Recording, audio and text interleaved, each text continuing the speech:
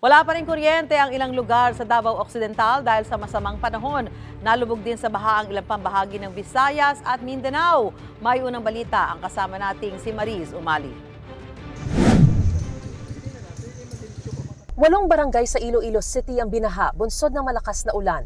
Sa subdivision na ito sa barangay Tagbakharo, umabot ng lagpas tuhod ang tubig. Dakogid nga perwisyo kay hindi kami ni kaagit pagid choice malusong ito. Gitugan ko.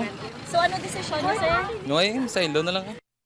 Evacuate lang na sa magupa ang tubig. Umabot sa 125 mm ang accumulated rainfall sa lungsod at probinsya ng Iloilo sa loob ng 24 oras.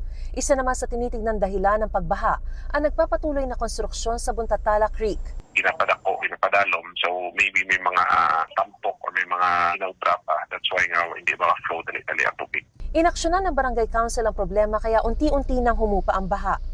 Sa bayan ng Leganes, Iloilo, mabagal ang takbo ng mga sasakyan sa kalsadang sakop ng Barangay Kagamutan Norte at sa harap ng Leganes Central School dahil sa pagbaha. Ayon sa MDRRMO Leganes, umabot sa 6 na barangay ang binaha simula 6 p.m. ng May 26 hanggang 1 a.m. ng May 27. Dahil sa pagbaha sa Datupiang Maguindanao del Sur, kinailangang isakay sa bangka ang isang bangkay para maihatid dito sa huling hantungan. Ayon sa uploader ng video, namatay ang kanyang tiyuhin noong May 24 sa kasagsagan ng pagbaha sa kanilang lugar. Humiram na lang sila ng bangka sa MDRRMO Datupiang para doon isakay ang kabaong ng namatay. Nananatili namang walang kuryente at tubig sa ilang lugar sa Don Marcelino at Jose Abad Santos sa Davao Occidental, bunsod ng naranasang masamang panahon mula pa noong nakaraang linggo. Ayon sa Davao del Sur Electric Cooperative Incorporated, pahirapan ang pagpapabalik sa supply ng kuryente sa mga apektadong lugar dahil sa kawalan ng signal. Hindi rin daw madaanan ng ilang kalsada dahil sa pagguho ng lupa. Ayon sa Pag-asa, Intertropical Convergence Zone o ITCZ at localized thunderstorms ang nagpaulan sa Visayas at Mindanao.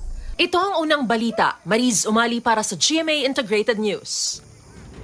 Gusto mo bang mauna sa mga balita? Mag-subscribe na sa GMA Integrated News sa YouTube at tumutok sa unang balita.